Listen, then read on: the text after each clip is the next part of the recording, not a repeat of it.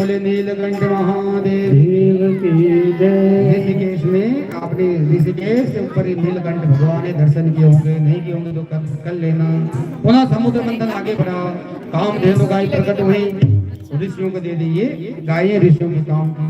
पुनः मंथन हुआ, चंद्रमा प्रकट हुए तो भोलेनाथ जी के मस्तक पर विराजमान कर दिया। क्यों? क्योंकि भोलेनाथ ने पिया विष, विष क्या गर्म होगा अधिक, और चंद्रमा के शीतलता प्रदान करता है, इसलिए चंद्रमा को बस भोलेनाथ जी के मस्तक पर विराजमान किया।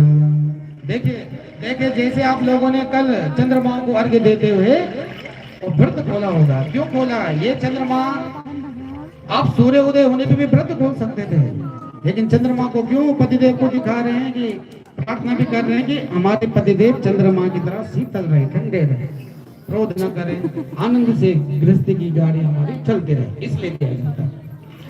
इसलिए भोलेनाथ जी के मस्तक पर विराजमान कर दिया। पुनः मंथन हुआ, कौस्तुभ मणि निकली तो भगवान नारायण को निकली। पुनः मंथन हुआ, अप्सराएं निकली तो स्वर्ग में भेज दी। पुनः मंथन हुआ, उच्चे सर्वा घोड़ा, ये बलि महाराज को दे दिया, ये बलि जी के काम का। पुनः मंथन प्रारंभ हुआ तो ऐरावत हाथी इंद्र को दे दिया। कल्प वृक्ष मंथन किया तो कल्प वृक्ष निकला तो स्वर्ग में स्थापित कर दिया। अब तो महाराज भागवत जी के अष्टम स्कंद के अष्टम अध्याय में 8वें श्लोक में अपनी चमक दमक के द्वारा दिशा को सुशोभित करते हुए साक्षात लक्ष्मी मैया प्रकट हो गई। बोली लक्ष्मी मैया की। ततश्चाविर्भूतो साक्षात् श्री रमा भगवत परा रंजयन्ती निशाकांता विद्युत सौदामिनी यथा। लक्ष्मी मैया को देख करके सब जाने लगे। देखो लक्ष्मी के पीछे तो सभी पड़े रहते, पूरी दुनिया, ये देवी जी हमको मिल जाए, हमको मिल जाए।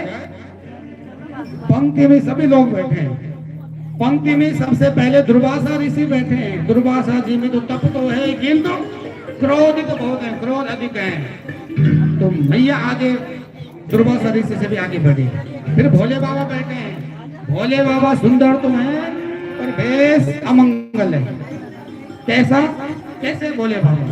चिता भस्माले पो गरमसनम देशपटधरो जटाधारी कंठे भुजगपतिहारी सुरभि भूतेषु जगदीशे तत्त्वं। ऐसे भोले चिता भस्म रुद्राक्षधारी आदि। अंत में लक्ष्मी जी ने देखा आगे बढ़ी तो भगवान विष्णु नारायण जी को देखा। सुमंगलम कष्ट न कांक्षिति मां। देखो लक्ष्मी मैया ने तुरंत नारायण जी के गले में वरमाला पहना दी। बोले लक्ष्मी नारायण भगवान की। लक्ष्मी तो केवल नारायण की। लक्ष्मी को आप लक्ष्मीपति होने की तो कभी कोशिश ही नहीं करना। लक्ष्मी पुत्री बनो। अब समुद्र मंथन आगे बड़ा वारुणी प्रकट हुई, दैत्यों को दे दी। दैत्यों की मतलब की।